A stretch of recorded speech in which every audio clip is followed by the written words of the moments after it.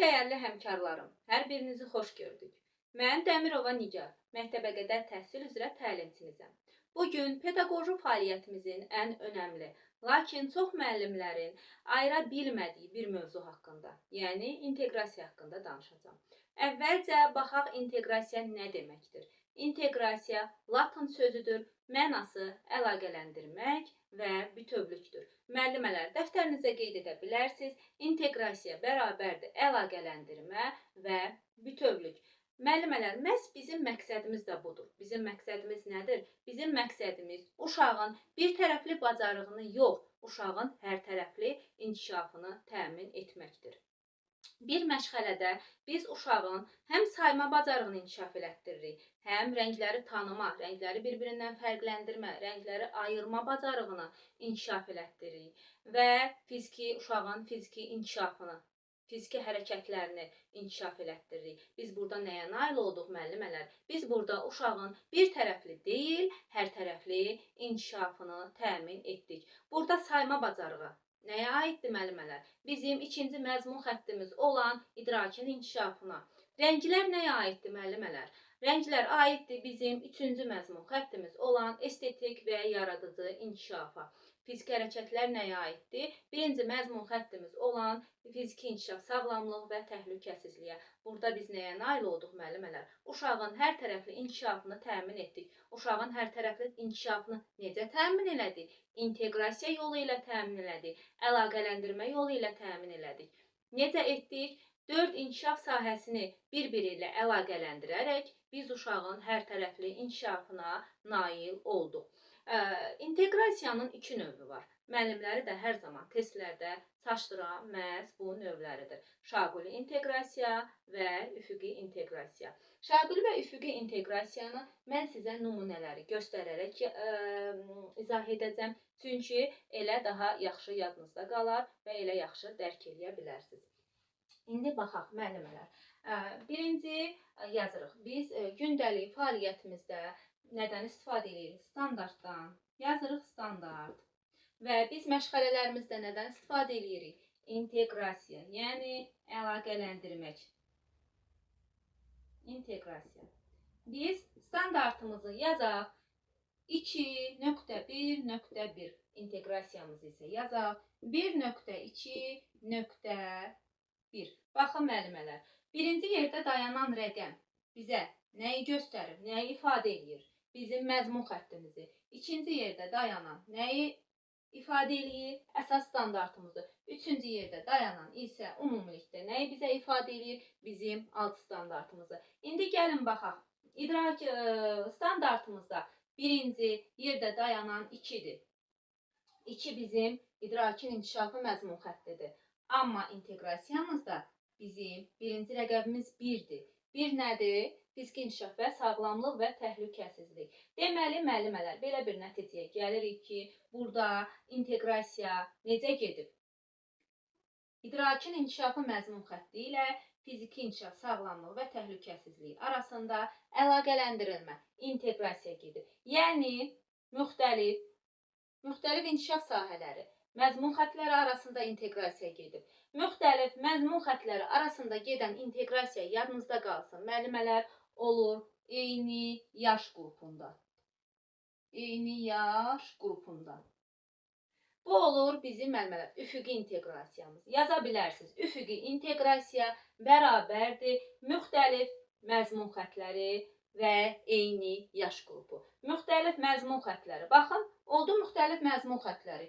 2 bizim idrakin inkişafıdır. 1 isə bizim fiziki sağlamlıq və təhlükəsizlik məzmun xəttimizdir. Oldu fərqli məzmun xətləri. Amma nə oldu? Eyni yaş qrupu. Fərqli məzmun xətləri eyni yaş qrupu olanda bu olur bizim üfüqi inteqrasiyamız. Yadınızda saxlayın, dəftərinizə də qeyd edə bilərsiniz.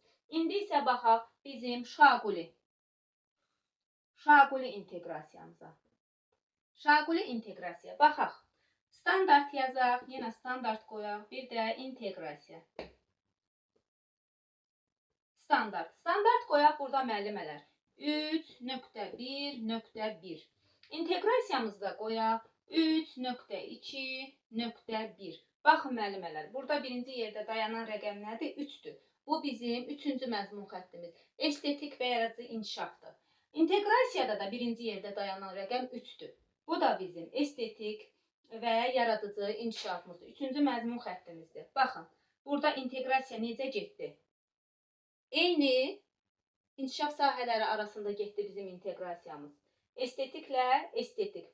Standartımız da 3-cü məzmun xəttimizdir. İnteqrasiyamız da 3-cü məzmun xəttimizdir. Amma burada nə olacaq? Eyni yaş qrupu yox, müxtəlif yaş qrupu olacaq. Müxtəlif yaş qrupu. Müxtəlif yaş qrupu.